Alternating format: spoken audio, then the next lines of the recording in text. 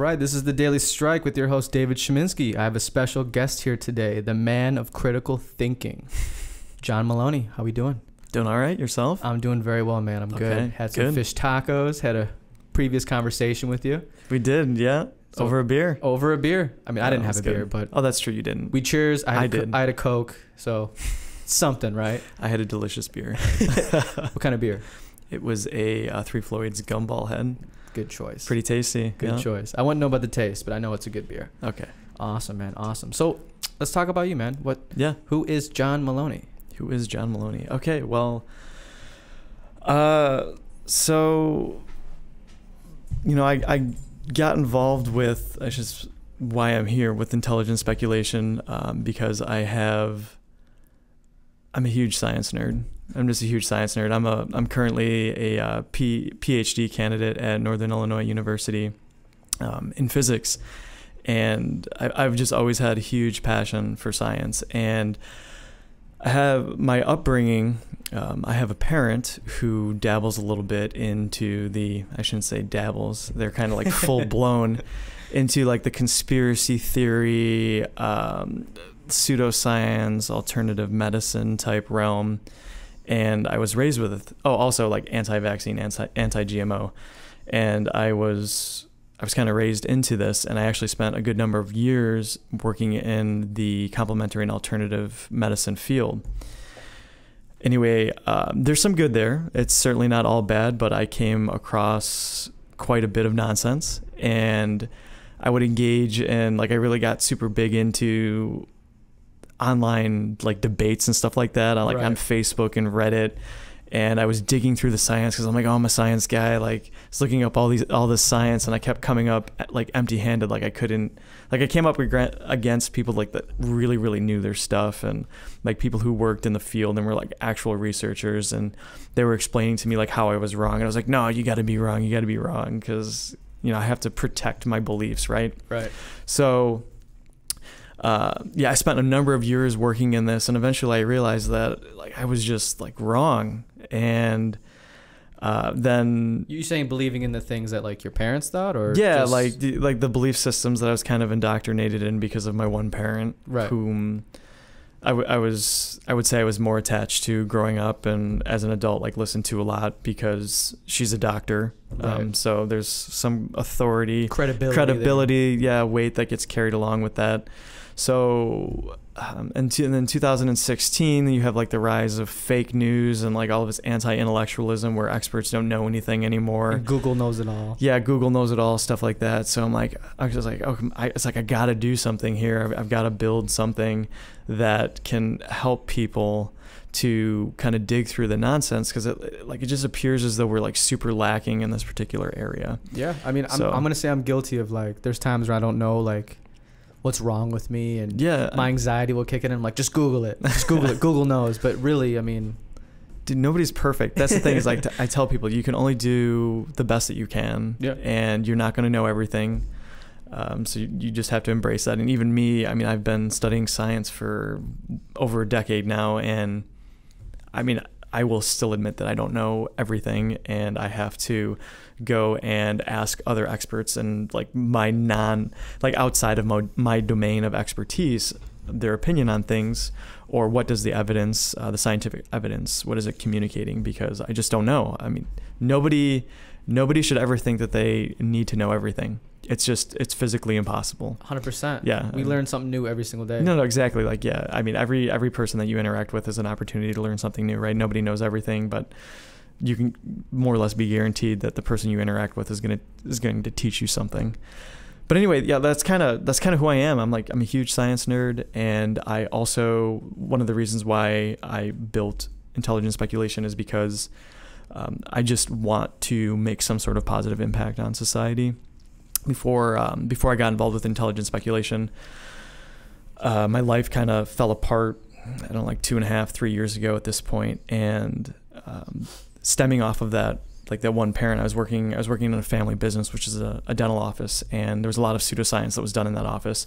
And then had an opportunity to get involved with business right here in the downtown Naperville area, building a wellness center. It was branded as a holistic wellness center. And I really wanted to do my best to incorporate progressive medical ideas, but using the best science. I didn't want to inject any sort of pseudoscientific nonsense into it. Unfortunately, my business partner, we didn't agree on these two things. So eventually more pseudoscience started to get injected into the center. Could you define pseudoscience? Pseudoscience are things that like look like science. It looks like science on the outside, but at the end of the day, it's not real science. Like the scientific community doesn't embrace these ideas. It hasn't been studied. There's no. Well, no, it has been studied. There's it's no probably proof. It probably has been studies, but the evidence is inconclusive, or it shows exactly that it doesn't work. Right. So, for example, astrology. There's a lot of people that believe in astrology. Like, what's your star sign? That would be in high school. If you go on like dating apps, they always ask you, what's your star sign? Like, it doesn't matter what your star sign is. Who cares? It has no bearing on your life whatsoever, but it's still very popular in today's culture. Very true. And you'll have people who will make important life decisions based off of what their astrologer says, the alignment of the stars. And that's just absurd. That is absurd. It's just absurd. So it seems like science because you're like, oh, stars, astronomy, maybe.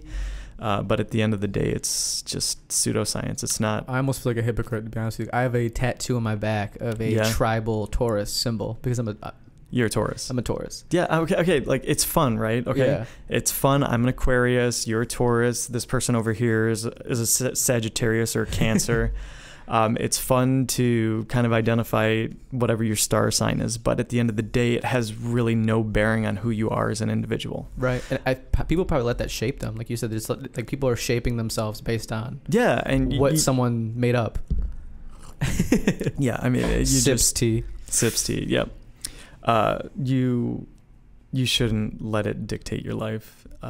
But anyway, that's an example of pseudoscience. Another example of pseudoscience too is with the anti-vaccine movement. Yeah. You will have they present actual scientific studies, but these scientific studies aren't saying what they think they're saying. They're saying this study over here, these studies in front of us are all saying that vaccines cause autism. And it's like, no, that's not what they're saying. Yeah.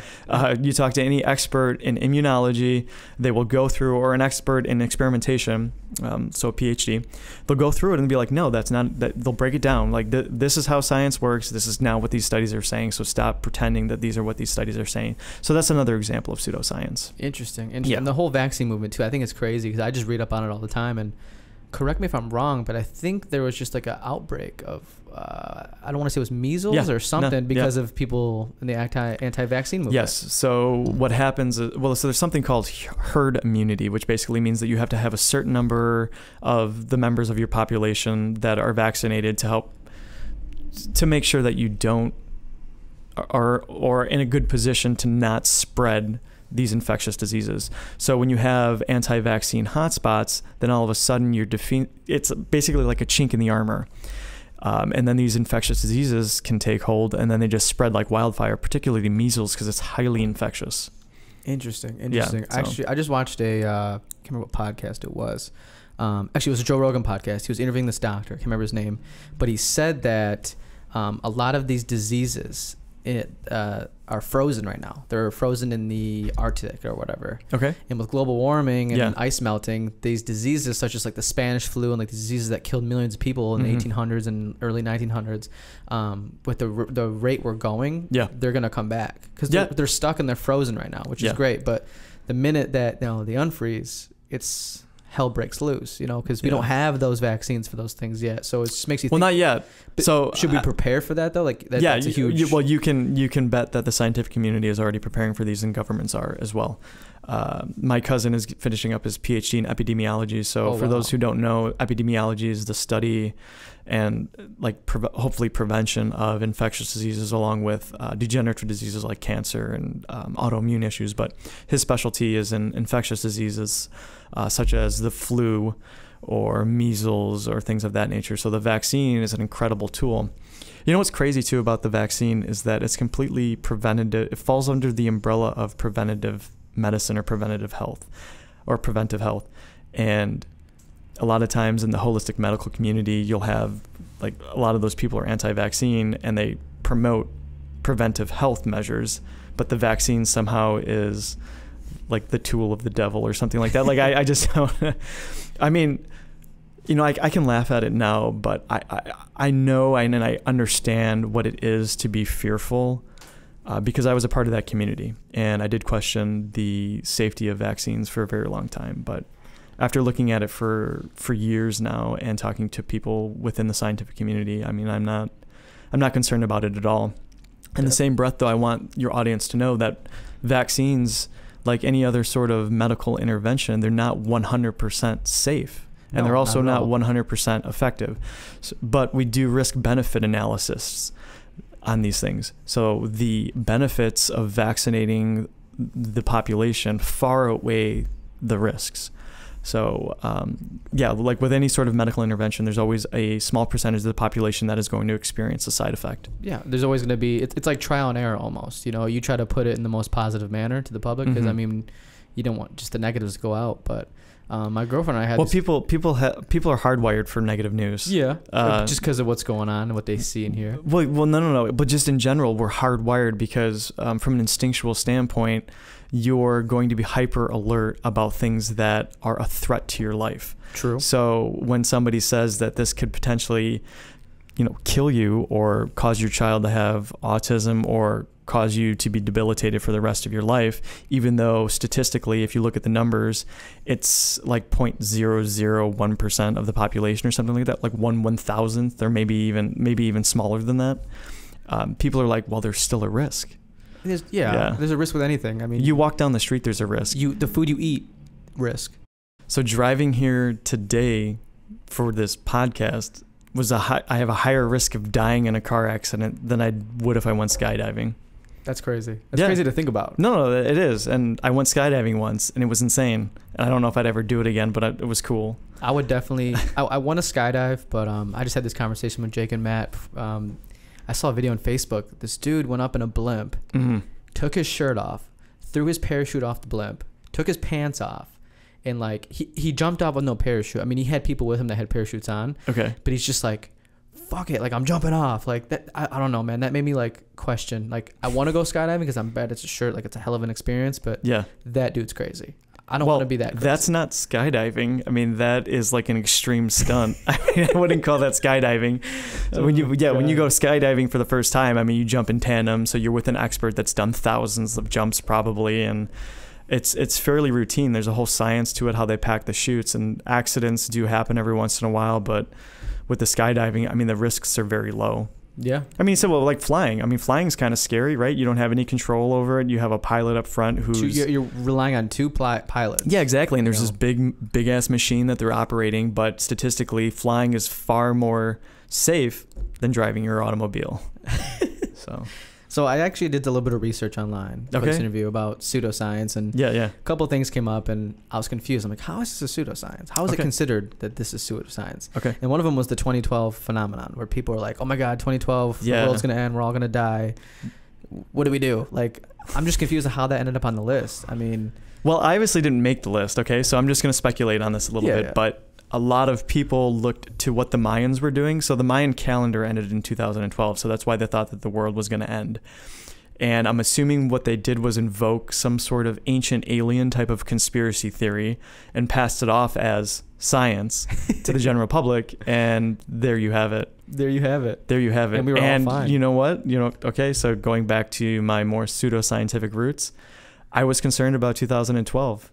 My one parent kind of got me whipped up, saying I should be concerned about like civil unrest, and I bought a gun. Wow. Yeah, like I was legitimately concerned. Like I needed to go out and arm myself. It was just. I mean, you weren't the only one. I mean, there's millions of people that are freaking out, and then Hollywood went out and made that movie 2012 to make things even worse. That was a good movie. It was a really good movie, and I was shocked to see John Cusack cast as like the primary role in that. Yeah, I thought he did a good job. Yeah, it was. I mean, the things he did, he didn't seem like it was a stressful like scene at the time, like environment, but like he didn't seem like super stressed. Like he seemed calm kind of through the whole thing. He was John Cusack. Yeah, and he was just like, the world's ending. We're gonna hop in a plane and fly out of it. Like, and then you gotta love Woody Harrelson's cameo, right, as the crazy conspiracy theorist. Yeah. Do you remember that guy? Like in was it Yellowstone? Oh, the hippie dude. The hippie dude. Yeah. And I guess in real life, Woody Harrelson is a bit of a hippie, so it fit perfect. Yeah. I'm assuming that Woody Harrelson is probably a conspiracy theorist. Yeah. Another one too was ancient astronauts. Yes. And they say that the aliens visited the Earth in the past and influenced our civilization. Yeah. So ancient aliens on history is great entertainment. Oh, dude, I watched on YouTube. Are you familiar with Action Bronson? Who? Action Bronson. Action Bronson. He is it's not ringing any bells. He is a fat Albanian rapper / professional master chef. Okay. That got a show called Ancient Aliens. He also has a show called Fuck That's Delicious, which it's him like traveling all around the world, smoking, drinking really good wine, and trying like really good food with famous chefs. Okay. And he did this show called Ancient Aliens, where like him and like celebrities would sit down in a green room, get super high, and watch Ancient Aliens.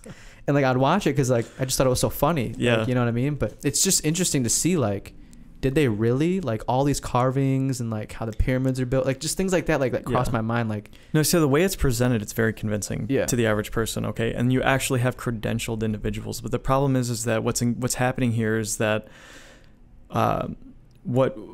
what's going on behind the scenes is you're engaging in what is known as cherry picking. Is that you're not looking at all the evidence. You're only looking at the evidence that might support this particular ancient alien hypothesis. Interesting. If you go and talk to the rest of the archaeological community, they will tell you that these people are crackpots and that they're a very small percentage of the population.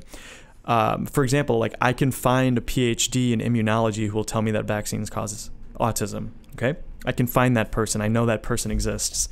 However, the vast majority of the scientific population, the other PhDs in immunology will tell you that no. If you look at all the evidence, no link exists whatsoever. Likewise with most conspiracy theories is that you can find a credentialed individual who will subscribe to your worldview, but you're engaging in what is known as cherry picking. You're not looking at the entire picture. Definitely. And to kind of go along with the conspiracy too, with the GMO. Yeah.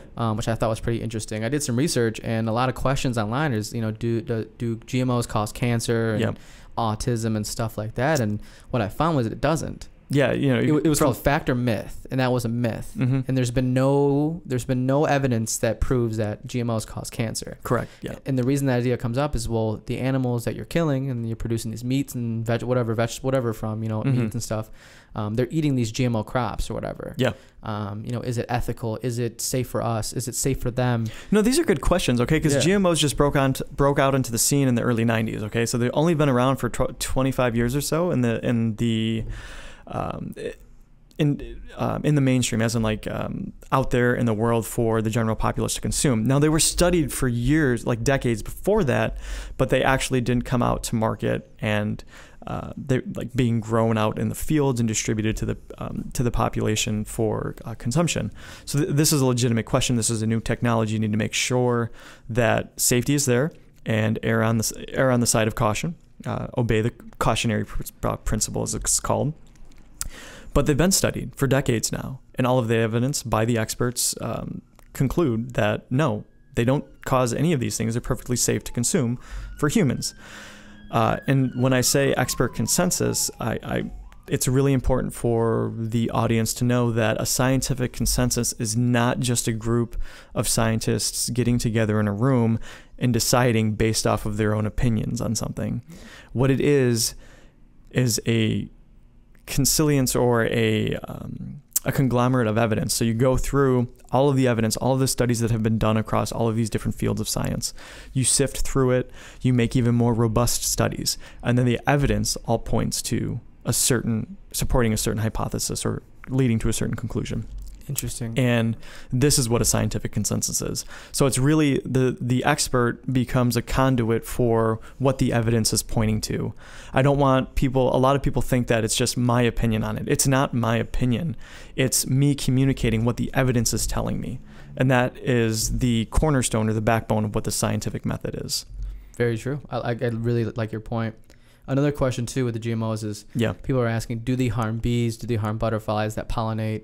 The pollinators? Yeah. Yeah. This another great question, and a lot of people have studied this, and to the best of our knowledge, the actual genetically modified foods do not. Now, there are pesticides that are used in conjunction with the genetically modified foods, as with any any foods in general that you grow in a conventional setting. Even organic foods in convention, like large-scale organic farming even uses pesticides. They're just allowed to use different types of pesticides than genetically modified or conventionally grown. Or I shouldn't say allowed to, but they are forced to. Yeah. Now, the pesticides, there's been a lot of contention lately, like do those interfere with the pollinators? And to date, still the answer coming from the scientific community based off of the evidence of the studies is that no, it does not. However, there is some confliction. So I will rate that as like a 70%. That no, it doesn't. So there's still that 30% chance. There's still that 30%. Now that's my opinion on where the consensus falls. I would encourage people to go. I'm not an expert. It's outside of my domain. I would encourage people to go and talk to domain experts. So that's where I'll leave it. Interesting. Yeah. Interesting. And I think we'll leave it off as that too, because that kind of just wrapped it up for the whole. I had another GMO question. Yeah, too, you did? Okay. And it was just saying, like, does it have a negative impact in the environment? And the question was no. No, yeah, it definitely doesn't. Genetically modified foods have shown through experiments again to actually be better for the environment. Oh, it helps with farmers too, with the whole situation there. And then so they use less land or they grow more food per acreage, and they also are going to be it helps with using less pesticide. 100%. 100%. Another thing too, actually, I'm gonna bring it up. I vividly remember this. There was like a speculation that there's like an unlimited amount of GMO foods. They have GMO water, GMO salt, GMO pepper, all this crazy stuff, and it was a myth. There's only 10. I think it was like up to 10 different things that are genetically modified. It's true. Yep. So there's only a few crops that are genetically modified, but it's become such a buzz and people are so scared about it that they've been slapping that non-GMO project label on absolutely anything to make people think that it's better for their health. I was going to ask you about that. And it's just completely predatory marketing. The non-GMO project label.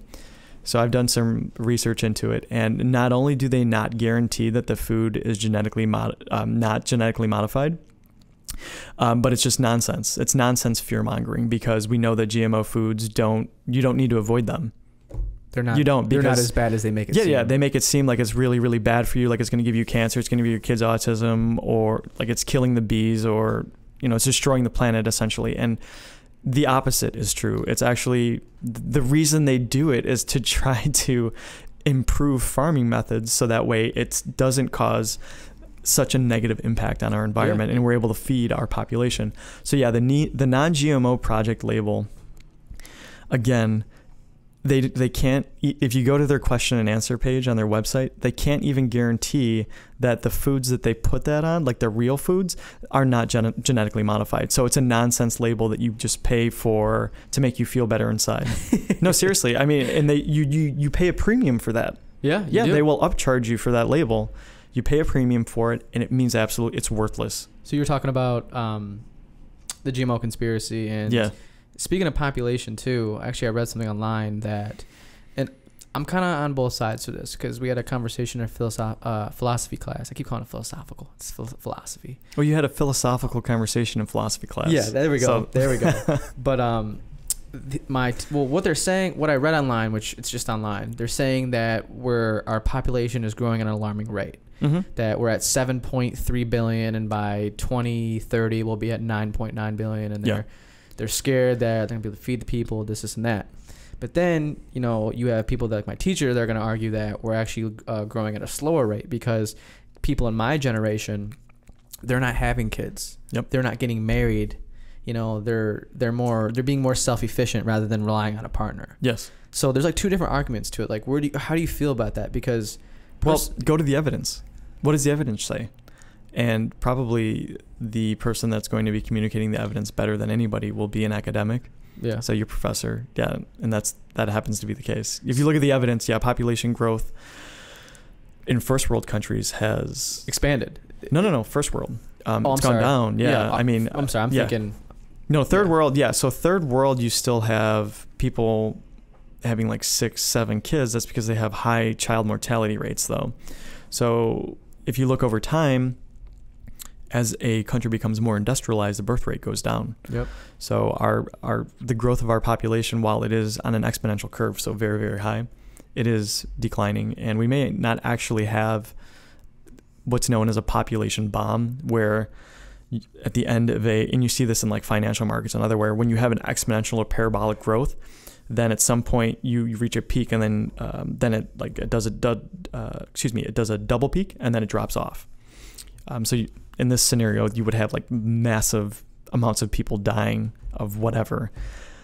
And unless there's some sort of world war, I don't really actually see something like that happening. So if it's allowed to progress naturally, then yeah, I think it'll eventually stabilize, and it's important for us as a species to help basically the rest of the world become industrialized or get to that level where you're not having that many kids.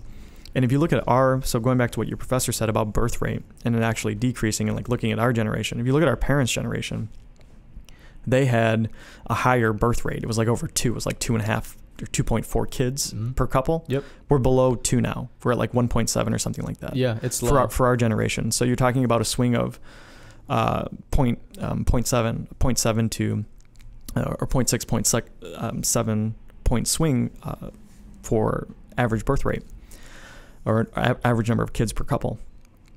So it's definitely decreased, and we've seen that consistently across other first world nations. Yeah, I mean, and the other countries too, is like, it's interesting to see that their cultures over there, they don't get to really pick the life they want to live. You know what I mean? Like, they have to marry whoever their parents say, and have to have, it's like natural to have this many kids. Where you come over here, it's so like free will, where you're allowed to do whatever you want to do. Like I said, like our generation, we're not having kids. Yeah. And not that I don't want to have kids, but like, I think it has parts to do with experiences growing up. Like growing up, I was raised by a single parent. My mom would always tell me, don't have kids. Yeah. Don't have kids at 16. Don't have kids at, whatever. Wait until you're married and da-da-da-da-da. Dude, it's super important. Like, I can totally relate to you, Dave, because I came from a fairly broken home too. I was the single product of 2 people. Yeah. And then they went their separate ways after having me. They were married for like 2 years, and they both got remarried. And then my mom had 3 more kids, and then my father had 2 more. So technically, I'm the oldest of 6, even though all of my siblings are half siblings from 2 separate families. I was primarily raised by my mom and my stepfather, and my stepfather was abusive. So I had to deal with that, and they were also fighting all of the time. So like I didn't know what a healthy marriage was. I was bouncing between these 2 different households my entire childhood. Another thing too is that both my mom and my dad, or my stepdad, worked all the time. And when I got to a point of like being 14, like I remember being a freshman in high school, and I have 3 younger siblings, and I have to take care of them after school every day. Like I can't go out and like join a sports team or do anything like that because I've got to watch my siblings at home. But yeah, I mean, that impacted me too, like watching like these dysfunctional marriages and like growing up in this environment. And I'm in my 30s now, and I'm a single guy, and like I don't have children. I almost to a point feel like it's because I raised 3 kids already, like my 3 younger siblings. Like it's like I don't want to do it anymore. I'm right there with you, man. But I'm not. Yeah, I'm certainly not opposed to having kids, but I'm like super cautious about it because it's so important, particularly if you dig in more into the psychology of a child, like during their developmental years. Like it really shapes who they are. And if they're born into a tumultuous or chaotic environment where you have parents that aren't around, or you have an abusive parent, it really messes them up for life. 100%. Like they have to do a lot of self work as adults to try to work through it. And sometimes they can't, because it ends up expressing itself as a personality disorder, and personality disorders, they don't go away. You hit it right on the point there. Yeah. And like, I'm just like you said, like my basically all my siblings are all half siblings. My 2 sisters, half. My 5 brothers on my dad's side, half. Like all I have is half siblings. But like growing up, I helped raise my sisters, similar situation. Yeah. And it just made me think, like, when I have kids, I just don't want them to have to go through what we had to go through. Yeah, absolutely. And not that my parents did it. My mom did a bad job. She did what she could, and it made me the man I am today. But it just I have that thought in my head, like, I don't want to have to go put them through what I went through. I want to make sure that I can fully support them financially, and make sure that they don't have to go through those experiences. So like that thought in the back of my head, I guess, plays a part in the deficit, I guess. Like I don't want to have kids right now. Well, I mean, that's a responsible position to have. I mean, so I mean, kudos to you, and wait to have kids until you're, financially stable and you're ready, with the right person type of deal. I mean, the most important thing is being able to raise children in a comfortable environment. 100%. You don't want to be stressed financially when you have kids. I have 2 dogs and I'm like, oh my God, I want to blow my head. Fur babies, yeah. Dude, they're like kids, but you can lock them in cages and not get in trouble. To an extent. That's you know true. What I mean? Yeah. So you don't want to leave them there for too long. No, but you don't, when you have kids, you got to take them everywhere you go. Dogs, you have that option. So, but I kind of want to jump into your, you said you're getting a PhD in physics and high energy theory, correct? Correct. High energy theory. So I formulated some questions, man. And do you want me real quick? Do you want me to kind of give you a brief overview of what it is, like what my work entails? Yeah, definitely. Like I go into that a little bit. Okay. Go deep into it. Okay. So high energy theory is basically, so theoretical physics in general is working with first principle mathematical type theories. So from the most fundamental basic principles of physics, using the equations and the mathematics developed there to try to make predictions when it comes to experimentation. So I use a branch of physics known as quantum field theory. So quantum mechanics is the physics of the very, very small, so like on the scale of an atom, and figuring out basically how particles interact in that way. So that's quantum mechanics. And then over here we have special relativity, which we have thanks to Einstein.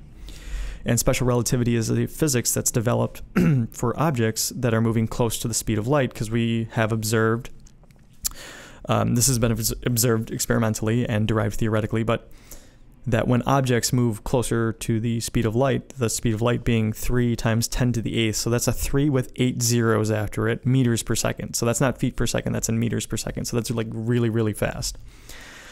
Just to give you an example, so the distance between the light leaving the sun takes approximately 8 minutes to reach the Earth. That's fast. And the distance between those two is like super far. I don't know the exact, you can Google that safely. Make sure you're getting it from a credible source though. Don't go to Wikipedia, whatever you do. Well, actually, I know we're getting a bit off a tangent, but Wikipedia, I don't actually mind Wikipedia too much, particularly because they list all the references down at the bottom, so you can always check. You can always go to original references, yeah. Interesting. So Wikipedia, based off of my experience, is actually a pretty good source. I stopped using it in high school because teachers were like, don't use Wikipedia. Yeah, because at first, people didn't know what was going on because it was open source and anyone could put information on there. But now, so many people have eyes on it. So many people have used it for so long. It's well referenced that I really don't mind it as a source of information. I actually view it as a credible source, but that's just me. I know that other academics or teachers might disagree. So, but anyway, going back to physics real quick. So we have quantum mechanics over here. Then we have special relativity, which is objects that are moving close to the speed of light. And quantum field theory is what physicists, so minds far brighter than me, took those two theories and they smushed them together. So what you have is very, very small particles moving incredibly fast towards the speed of light in a flat space-time. So basically what that means is you're going to be neglecting the effects of gravity. Gravity is a very weak force. So there's 4 fundamental forces, and gravity really only comes into play when you have very massive objects. So when you have objects that are very, very small, they don't have a whole lot of mass to them. So you can safely assume that you can safely ignore the mass essentially. So that's what quantum field theory is, and I use that theoretical framework, the mathematics and everything involved with that, to study interesting problems. So that's what I do, and I'm currently working on a interesting problem that is very difficult to explain, so I'll just leave it at that. Does that kind of make sense though? Yeah, it makes sense. Yeah, like the bare essence of what it is very, very small things moving very, very fast to kind of understand the universe, how the universe works. It's interesting. Yeah, that is very interesting. I didn't know that it takes 8 minutes for light from the sun to hit the Earth. You learned something new today? Yeah, something very new, very new. But no, I formulated some questions based on physics and high energy theory and stuff like that. Go for it. One that I thought was kind of funny is, why do boomerangs come back? Okay, so a boomerang is an airfoil. And what does that mean? An airfoil is essentially something that looks like a plane wing. So it's a very particular geometry to it where you have a fatter nose and then it's thinner at the end. And this is all an attempt to, when you're moving through the air in order to create lift. So you have the same thing going on with a boomerang, except that it's curved, right? Right. And you kind of throw it on an angle. So what's going to happen is that particular the aerodynamics of a boomerang, it causes a force inward, so that way that the orbit or the path that it takes is elliptical, and elliptical paths always come back. Interesting. Does that make sense at all? Yeah. Yeah. So you'll have it flying through the air, and then the way it's designed is you're going to have a force on the bottom of the. You'll have a force directed towards you, essentially, the person, that's happening on the bottom of the boomerang, and it'll come back to you. So are you throwing it from the heavier side or from the lighter side? Because the heavier side of the boomerang is gonna, it's gonna kind of push that momentum to make it. I'm not entirely sure, to be honest with you. I've never thrown a boomerang. I don't know. I've just seen it in like TV shows and stuff like that. I had a boomerang when I was a kid, and it has a very like I said, it has a very particular curved design to it, and I know it's shaped like an airplane wing essentially, and you're going to create lift, and that lift is going to be in the direction towards you, essentially, because you want the whole point is for the boomerang to come back to you.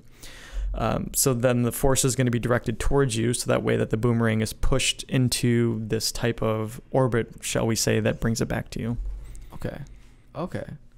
Now this next one, and this will kind of probably make a lot of people think.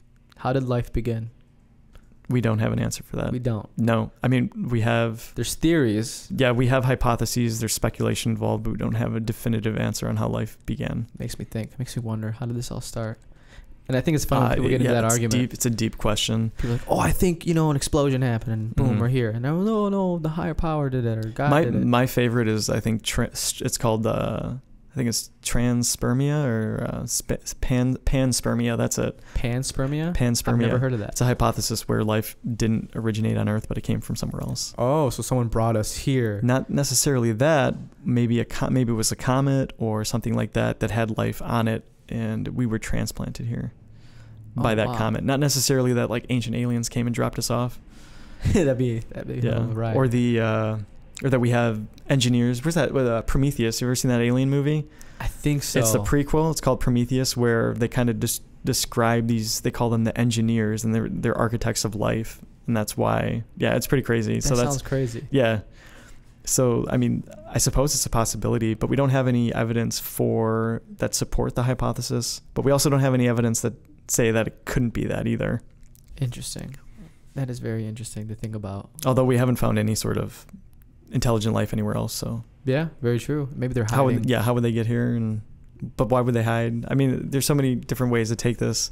I mean, the best, like the leading hypotheses are that life originated here on Earth in some sort of like primordial slime type deal, and that we just evolved through natural selection over millions and billions of years.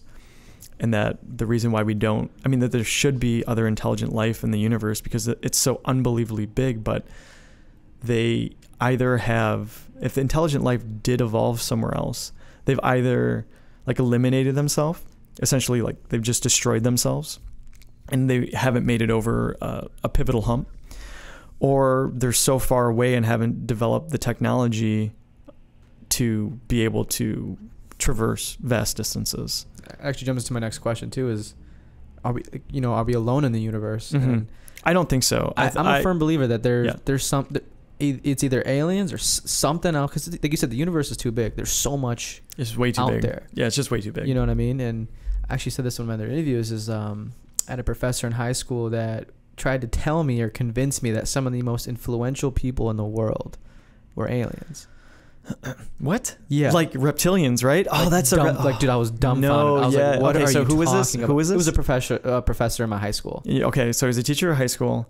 Yeah, okay, so that's... I think they were just crazy. No, that's a conspiracy theory. Yeah, and I know that well because my parent also subscribes to this, and it's the like reptilian alien conspiracy theory where the people who control the world are not humans. They either refer to them as Anunnakis or like reptilians or something of that nature, and that they are some sort of dominant alien race. That is crazy. Yeah, there's this guy named David Icke who's a big proponent of it. I don't know if he's the progenitor or the originator of the idea, but yeah, it's pretty nuts to think that I mean, the people that control the world, that they are these aliens, and then there's all sorts of other weird stuff that goes along with it, like drinking babies and stuff like it's just crazy. Yeah, drinking babies. Yeah, that's like the funny way of putting it, but like that they use the essence of the youth in order to live longer. Man, like something out of a science fiction movie. Yeah, it's just craziness. Yeah, and like when she said it, I was so confused. But like I went home and looked it up. I was like.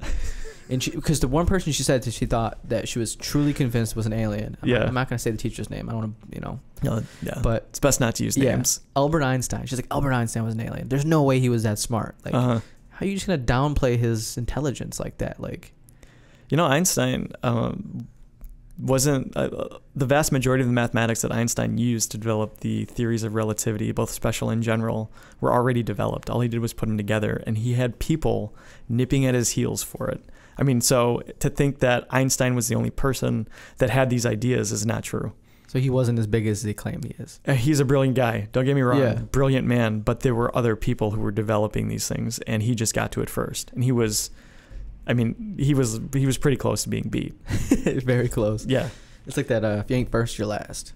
He was first. Ricky Bobby, shake and bake. Yeah. Shake and bake, baby. Man, so I kind of want to jump into, you were talking about fake news, and I think it's kind of funny because it's really relevant today. Yes, it is, yeah. People are going to, they're impersonating experts, kind of what you wrote down on your site. They're impersonating experts. A certain person right now is just screaming fake news, this and that, blah, blah, blah, blah, blah. And then you have people that are trying to, get rich quick online and convince people that, they have the formula to make this happen. I mean, car salesman. Dude, it's just unbelievable, man. Yeah, it's crazy. Okay, so fake news is something that has only been around for the past 2 to 3 years, right? That really started when we had the 2016 elections. And I'm not going to sit here and tell you that the news doesn't inject sensationalization into what it's to what they present, and that sometimes they do it deliberately or they do it accidentally, but usually they'll correct themselves when called out with it. However, you have an individual, a very influential individual, basically using fake news to dismiss anything that he doesn't like, and that's dangerous. Sounds like absolutely dangerous. You can't. I don't like global warming. Why? Because it gets in the way of business. It's fake news, or it's a Chinese hoax. Like that. You can't do that. Yeah. Like it doesn't work like that, and that's a very dangerous precedence to set, particularly for somebody in such a high-powered position as the president. I mean, as influential as he is, to do that, you're making other people kind of follow your lead, and you just can't. You just can't do that. It's incredibly dangerous, because then where do you go anymore for any source of information? Everything is up for debate. Like the Earth is no longer round, it's flat. Yeah, people don't breathe air. Like I mean, it's just you know crazy. What brought that whole thing up? What's that? Kyrie Irving. I didn't hear anything about the flat Earth theory until Kyrie Irving, Boston Celtics, his basketball player, said it. And they made fun of him constantly online. There's an entire movement. There's a documentary for those that are tuning in. Go watch it. It's called Behind the Curve, and there are so many people that believe that the Earth is flat, and they have conventions. It's like, come on. I mean, I understand the need to belong to a group. Okay, we all have a strong desire to fit in somewhere. It's natural. It's a very it's a completely natural. It's instinctual. That's the best way to put it. Yeah. It's instinctual. It's hardwired into us to belong to a group, because once we become alienated, it's very bad for us. Like we get depressed and all sorts of health issues, things of that nature. However, these individuals that have decided to believe that the Earth is flat, I mean, you got to find a new group. I mean, it's just ridiculous. It's just completely insane. We have decades upon decades upon decades of experimental evidence, photography. What's crazy too is that these people, they believe everything else is round or spherical, like the moon, the sun, the other planets, but the Earth is flat. And then they argue over little things like, does it have a dome on it or not? It's like, come on. Like, it's just so insane. The level of conspiracy that you have to go to in order to believe that the Earth is flat. And again, you should watch this documentary Behind the Curve, and you'll understand what I mean. The level of conspiracy it's absolutely insane. Like, it would drive you insane. Like, nothing nothing matters anymore. Like, you know, that person doesn't believe you. They're an informant. They're a CIA agent. Jeez, man. Yeah, because you don't agree with them or something like that. The Earth is round. For the last time, it is round. Yeah, and what's crazy too is that these people dropped at one point. They mentioned that they bought like a special, I can't remember. It was like some sort of special GPS unit or something like that. $20,000. Okay, they invested $20,000 in an attempt to create their own experiments to show that the planet was indeed flat. And guess what? It failed. Of course, yeah, multiple times, and they tried to account for it, and they just tried to rationalize away the fact that all of their evidence that they're gathering points to it being round. And they conducted another experiment too that gets towards the end of the documentary, something that has to do with like with laser beams or lights, to show that whether or not that the Earth had curve to it. And again, they failed. So it's just crazy. Could you imagine spending $20,000 on a experiment to learn something that the Greeks discovered literally like 2,000 years ago? Like, and that, yeah, it's just crazy. All right, to continue our conversation, so we're going to jump into the laws of critical thinking, which that's your field. These are the fundamental rules that I put together that I believe encapsulates what it means to be a critical thinker. So you're taking a philosophy course, so you should know these are my axioms. Definitely. You know what an axiom is? I don't think we've gotten there. No. Okay, it's something that you take as self-evident. It's your starting point. So mathematics follows basic rules of mathematical logic, and there are axioms within mathematics that are called the Zermelo-Fraenkel axioms. So, but these are your starting points. It's where everything other, or your foundations, everything else is built from this. So yeah. So kind of where it starts ticking for you. Yeah. So like I put together my axioms, my starting points, and I build from there. Interesting. Okay. Yeah. So it's my foundation of intelligent speculation. It's where everything starts. So why would you consider this to be so important for, anyone that's listening or viewing? We, as a society, are spoiled with an abundance of information built on decades upon decades of science and engineering. We walk around with these in our pockets, and it's essentially a Swiss Army knife of technology. It's a weapon. I mean, yeah, I could throw it at you. Yeah. No, but and you can use it, verbally, right? Yeah. Weaponize ideas, things of that nature. But anyway, it's a Swiss Army knife of technology. You can make phone calls with it. You can access the internet. It's a GPS device. It's a video recorder. Takes photos. It's incredible what it does. But the access to the internet and access to Google, you have the entire wealth of human knowledge at your fingertips. And this is good. This has good and bad implications because there's so much nonsense out there, along with good sources. And the average person isn't, in my opinion, adequately equipped from our basic educational system standpoint, K through 12, in learning how to decipher through all of this information. We're just not taught these things. We're taught traditional mathematical logic, for example, 2 + 2 = 4, 3 × 6 is 18, etc. But we aren't taught traditional philosophical logic. For example, like if I asked you what is a good argument, you probably wouldn't have an answer, or you might have an answer, but it would be different if I were to ask somebody else. Oh yeah, because we all feel differently about certain things. Yeah, exactly. So, but within mathematics, if I went around a room and I asked everybody basic mathematical calculations, like what's 2 + 2, what's 3 × 2, etc., I would get the same answer from everybody, right? More or less. I mean, Some might say fish, some might say I don't know. but on average, because we're K through 12, we're taught basic mathematics. Okay. Yeah. Well, the good argument there's a very strict structure to an argument within the realm of logic, and it's not taught. It's just not taught. Definitely. People aren't taught how to structure good arguments, and we direct our life through arguments that we tell ourselves internally, right? Because we rationalize things and we run through different types of scenarios. All of these scenarios are arguments. Like, if I do this, this is going to happen. This will be the conclusion, etc. And if you're not able to structure good arguments to direct your life, then you're probably not reaching optimal outcomes. Another thing too, going back to the information overload, is people don't have good filters for all of this information that they have access to. They don't know how to identify credible sources, and who they should listen to. Although this person sounds good, they're attractive. I mean, I hate to say this, but a lot of what gives a person their credibility is their physical appearance. Yeah, however they're posing on Instagram, or what they're posting, or if they drive a nicer car than you, or if they have more money than you, that means that they're smarter, or they're or that could all be a facade, right? Yeah. I mean, they could just be full of shit, and they're just renting a scene to make themselves look like they know what they're talking about, and they're essentially scamming you. Yeah. So how would you know? You wouldn't know until you knew. Until it's too late. Yeah, or you could just do your research on it before you actually invest in this particular type of get-rich scheme. But I mean, I tell most people if it sounds too good to be true, it probably is. 100% of the time. Yeah.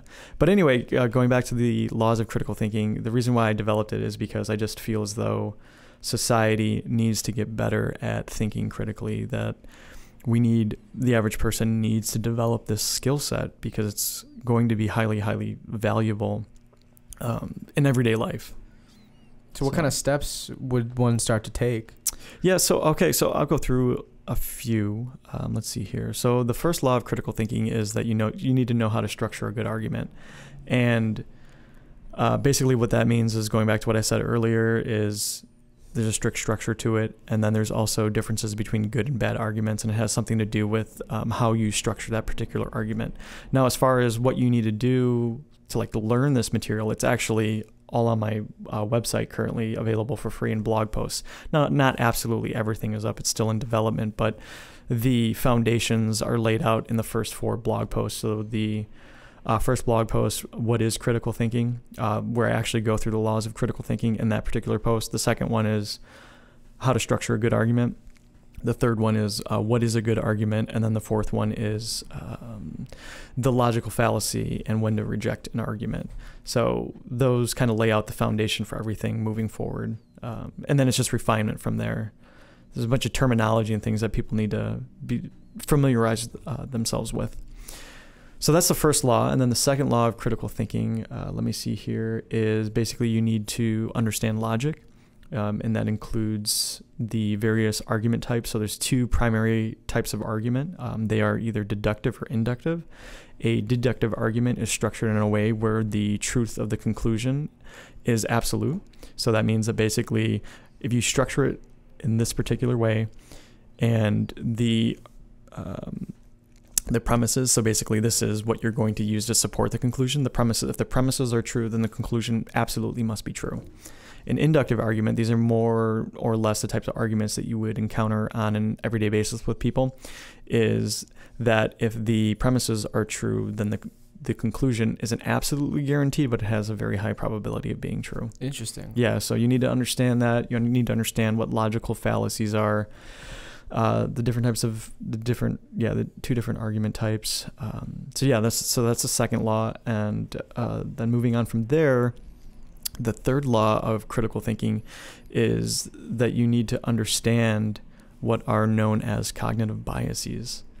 So the cognitive bias comes from social psychology, and these are essentially, I don't necessarily want to call them flaws, but they are inherent shortcuts in our thinking. These are remnants of just how we evolved. So for example, stereotyping is a cognitive bias, because it's essentially a mental shortcut that we take, but it can lead to flaws in our thinking. So basically, when you say mental shortcut, the way I'm taking what you're saying is basically, we stereotype certain people based on their look and their image, but we really don't look into what it really is. We don't dig deeper. Yeah, we make a quick judgment. So judging a book by its cover would be... Yeah, exactly. And that's just one type of bias. There's a whole bunch of different types of biases out there, and it's important for people to understand how these influence their decisions. And one of the more sinister aspects of these biases is that you can't get rid of them because they are part of the architecture of your mind. But what you can do is, once you are aware of them, you can take steps to mitigate them. And when you're making important decisions, then you can take a step back and ask yourself, okay, well, how might these particular types of cognitive biases that are common for this particular type of decision be creeping into my decision? And then from there, you can pick apart your decision and see if it's being influenced at all. Interesting. Yeah, that's one thing I've really tried to do too, is step back and look at different perspectives Mm-hmm. and think like, okay, if I do this, is it going to affect X amount of people, or is it going to affect me in a certain way? Like I try to sit back, and maybe it's a way I'm ignoring one of that fallacy, maybe, or trying to work past it. Is just try to like think that my actions could affect people differently, Mm-hmm. like, or try to break it down before I do it. You know what I mean? Like I used to just do things because I was like, whatever. Like, no, doesn't matter. It's really important for people to, particularly with important decisions, but I would hope that people would make an effort to operate on this level on a more regular basis of engaging. So there's like two systems of thinking. There's system 1 thinking, and then there's system 2. So system 1 is the quick instinctual type of thinking, which is so if you look at the brain as kind of a bunch of layers, the more primitive or reptilian brain, that's kind of where your instincts originate. So that's deep down in your mind. And then as you move outward, you get to the mammalian and the neo-mammalian, or like the neocortex, like the outermost portion of the mind. And that's where all the higher metacognition takes place, the higher order thinking. So the system 1 is the quick and instinctual, that's engaging the more primitive mind. Then the system 2 takes longer, but that's where all the problem solving comes from. And that is engaging the the higher order thinking skills, or the metacognition, and engaging that outermost portion of your mind, or the brain. And that's where people need to primarily operate, because that's where the best decisions come from. And the whole point of any of this is that it's to help people to think better, because I just feel as though we're struggling as a society to make good decisions.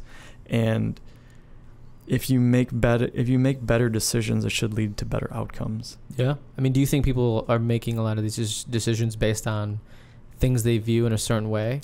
People have become more and more, in my opinion, intellectually lazy. They just like to be force-fed information, and they don't want to be uncomfortable in their beliefs. They just want to consume information that supports their existing worldview. So there's something known as confirmation bias. So this is one of the cognitive biases where people predominantly, when they're looking for information, they hold a particular belief about something, will go and actively look for information that just reinforces that belief. They won't look outside of the box. So if you're trying to formulate a belief, this is what I tell people, is that, or a view on something, is you're going to need to look at both sides of the story. Yeah. One thing I've been really trying to like tell people, like my peers around me, is look at the bigger picture. Yeah. No, whatever you're doing, look at the bigger picture behind it, because you might just see one way it might benefit you, but even though it might benefit you in one way, it might affect others in a negative way. So just look outside the box. One of the things I've been trying to do is look at the bigger picture. And it's something that I've been trying to really influence my peers with too as well. And I'm not saying I'm great at it, but it's something I'm working on, because I feel like even though that one decision you might make that might benefit you in a certain type of way, it might affect others in a negative way. So I can see what you're saying, and I definitely think people need to focus on that. Just looking at the bigger picture, because it's a big world. There's a lot out there. Yeah, that's actually one of the laws of critical thinking. I can't remember which one it is, but it's embrace holistic thinking, which is basically take a step back and you need to look at the bigger picture. So, for example, looking at politics, politics has become pretty divisive over the past couple of years, and you see a lot of people getting stuck in their bubble. Excuse me. So one of the things that with the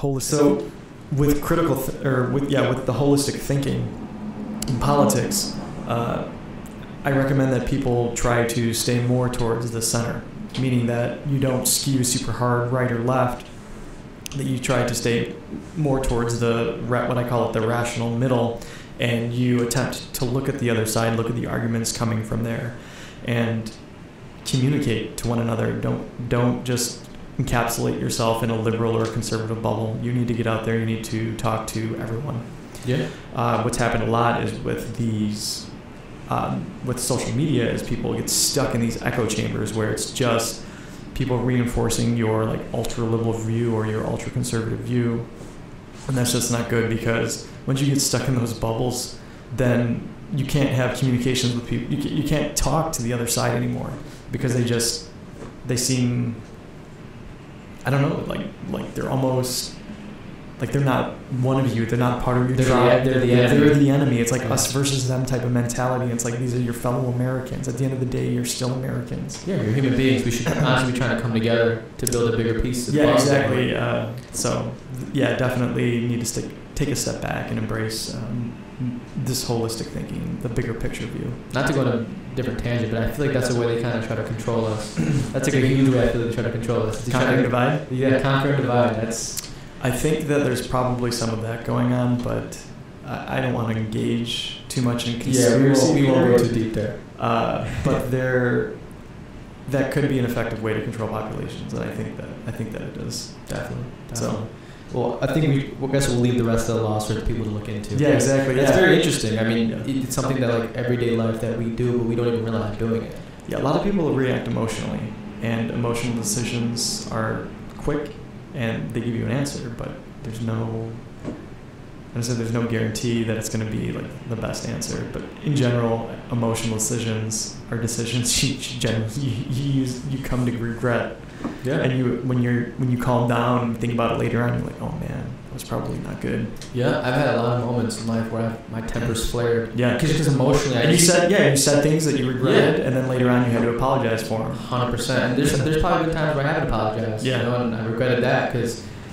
Again, it goes back to looking at the bigger picture. Like, just take a step back and analyze the situation and just realize the different outcomes. You know, like I could blow up on this person and make them feel like a piece of garbage. Yeah. Or B, I could step back and try to look at a different way to handle the situation and handle it in a more positive manner. And I think that's the issue too. Is you see a lot of it on social media. Is people react negatively to certain things. Like I can't tell you how many times I've seen fight videos on social media. People fighting in public and it could be over the dumbest thing. Like you stepped on my shoe or you did this and that and the third. Like come on, dude. There's a bigger picture behind everything. Like, I don't know, man. People just get upset about the littlest things. Yeah, we tend to get outraged over small things these days. When there's bigger things going on right now that really matter. Yeah, there's really big things that are going on right now. Speaking of things going on, can I jump into society a little bit? Sure. Do you think stealing is ethical if it is carried out in order to feed a starving family? Oh man. That's a really really tough question. Very tough cookie to crack. Yeah. Okay. So if people are starving, would I say that they should be fed, and in order to feed them, you would have to steal the food for them? Like you can't find any other way to do it, then yeah. I think I saw something on social media where a homeless father, stole diapers for his baby because he couldn't afford them, and it broke me a little bit because I'm like, was there not another way to get what you needed? He might have been able to get that from like a food pantry or something like that. Exactly. But then another thing too, I look at it is people that are starving, right? All these giant food corporations, Walmart, Meijer, you name it, whatever companies there are, Kroger, Julasco, all that fruit and food that just goes to waste because it has a bump on it or has a dent in it, they just throw that stuff away. I know, it's insane. But you've also seen a rise of the ugly food boxes. Yeah, imperfect foods. I shout them out all the time. Perfect produce, man. Yeah, I think it's such a great business. It's a wonderful idea. But I have one issue with it though. And I will argue with it a little bit. Is it's good that they're reselling it, which is good too. Yeah. But what about taking that imperfect produce or all that produce that isn't used and actually giving it to the homeless people rather than reselling it to make a profit? It's a good business. It's not a bad business. Do they do any sort of I'm not sure. I haven't looked into it. I'm not sure. But they might. They might, but I just feel like it'd be more effective if we took that food, or the corporations to start took that food and gave it to homeless people. Because I think I just read online overseas. I want to say it was Germany or Switzerland, one of the countries over there. Yeah. They actually just started this where any produce or food that is dented or expired or whatever, they're giving it away to homeless people, like people that actually need it. Really? Rather than just throwing it away. Yeah, that's great. But I think it depends on the law too. I think one of the reasons why they have to throw their food away and they don't actually give it to people is because if they give their food away and then the individual says that they were harmed or something negative happens because of the fact that they got their food, then they can sue the corporation. So I think there's some legal issue as to why they're not allowed to do that. I think it's ridiculous, obviously. I hate wasting food because we have all these people that need to get fed and you're just literally throwing food into the waste bins. Because it has a dent on it. Yeah, that's ridiculous. But obviously some entrepreneurs stepped in and said, hey, this problem can be solved with a business solution. So I love it. Yeah, they turn it into a business too. That's the cool part. Like I'm not saying I'm against them, because I mean that's where we get our fruit and veggies from. We go through imperfect produce. I think it's really cool. Yeah. But I was just thinking like outside the box of different ways that it could have been handled, or could have been stopped at the start with the corporations. But yeah, I would look into what they do from a charity standpoint. Imperfect Produce strikes me as a corporation that does some sort of outreach. Yeah. I'm going to jump into a question that we actually talked on the phone for this interview, and you were talking about how society views success. Yeah. How we view it. Mm-hmm. And I mean, got me thinking a little bit, because you think about like society today, you know, when people think of success, they think of having all the money, having all the cars, having all the jewelry, having the biggest house. Yeah, I want that nice car. I want that private jet. I want that mansion. Yeah. And this imagery and this materialistic stuff has come up because of what these influencers put out. Yes. And it kind of creates like a particularly in the entrepreneurial community, because I see a lot of like Instagram influencers and just just social media influencers in the community in general. Excuse me.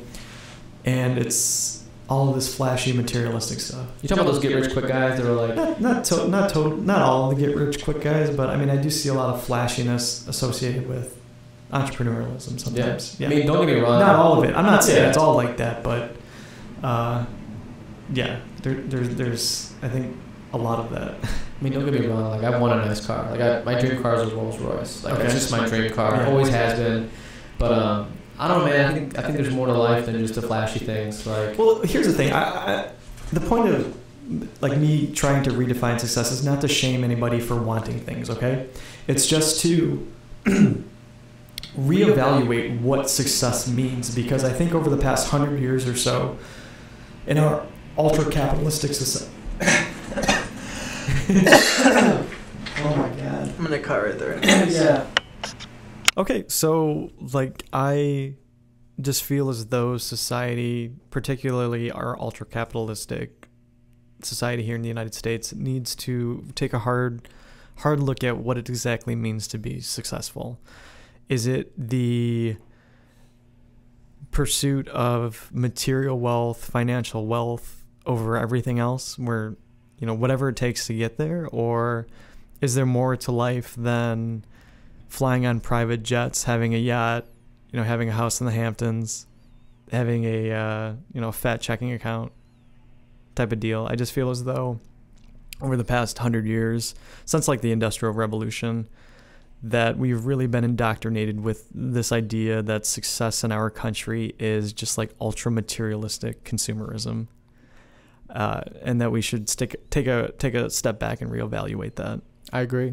I think it's giving a lot of people a false hope too. Like, they want to be like these people they see, but it's not that easy. You know what I mean? And I feel like a lot of people get depressed from that. Like depression will rise because of that, because you're giving, especially these people online that are saying like, oh, like, join my business and, get rich quick, this and that. And then like these people join it and they fall for the trick and they're like, shit, I fell for the trick. You know what I mean? And it just brings you down. Like, but that's so predatory though. And the reason why those people start those get rich quick things is because they're in pursuit of the same exact things that they're actually telling other people, right?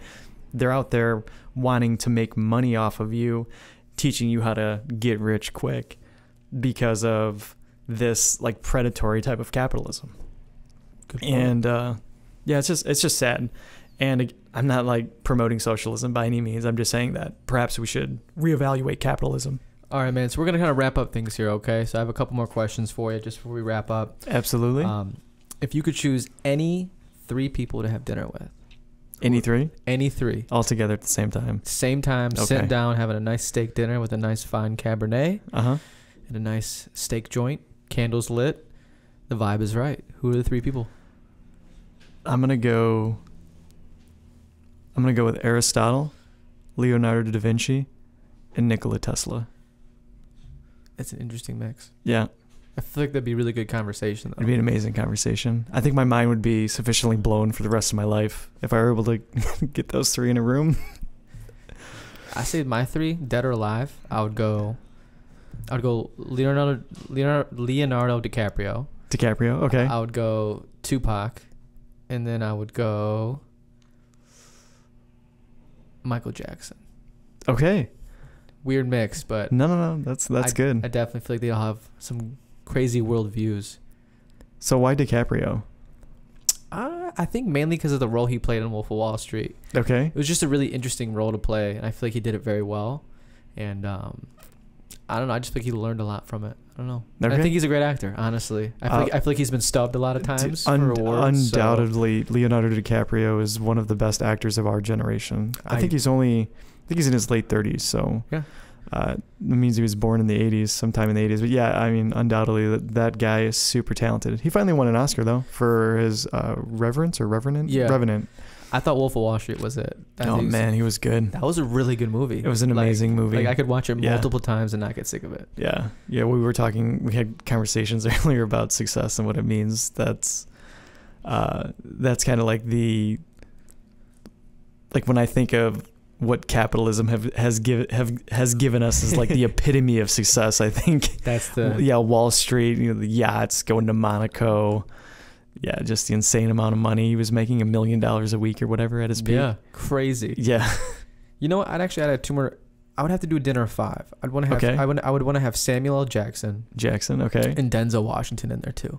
Okay, so 2 other actors. Yeah, I've noticed that you've picked a number of actors.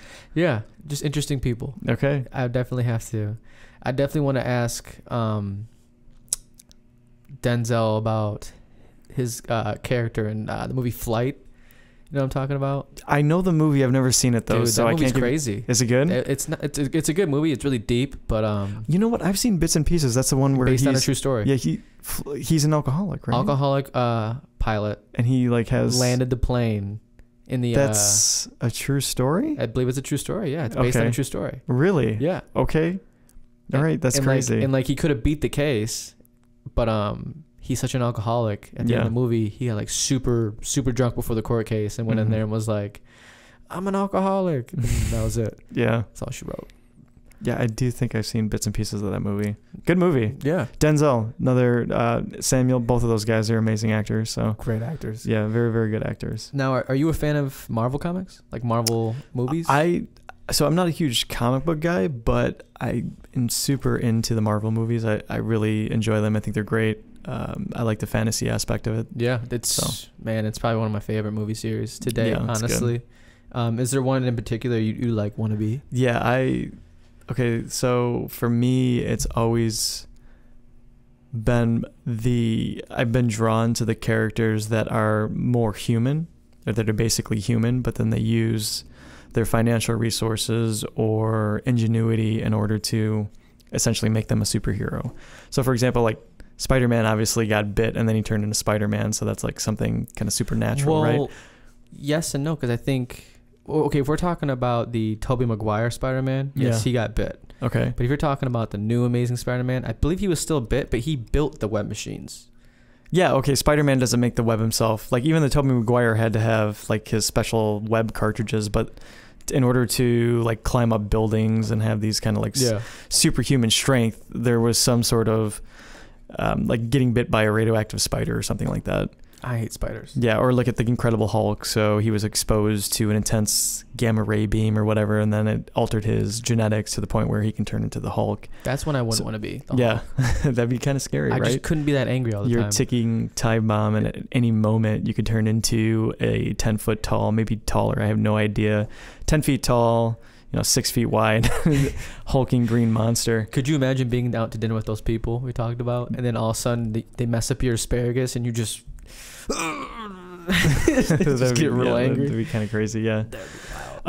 So I think that if I were to pick any Marvel character, it's probably going to be Iron Man, so Tony Stark, because you have this brilliant engineer who just has access to all these resources, and he, because of some life experience, is able to kind of transform the way he sees the world and feels as though he needs to become a force of good. Yeah. So then he uses all of his power in order to have a massive positive impact in the world.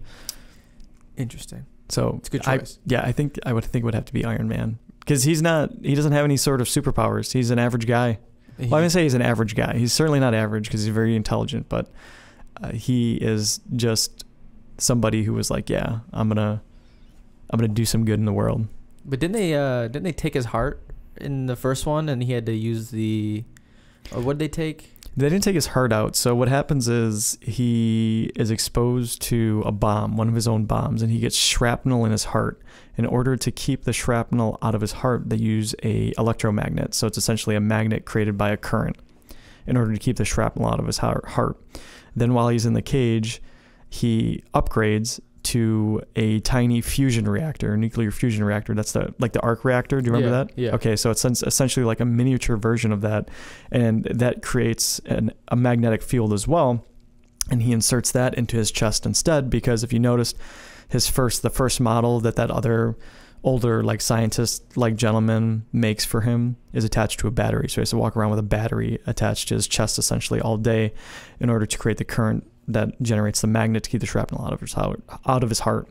So the mini arc reactor, which is essentially a nuclear fusion reactor, which we don't currently have. Those are experimental. Yeah. Currently in southern France, they're building the largest experimental reactor in the world. Wow. For nuclear fusion. Yeah. Fun story, not for now.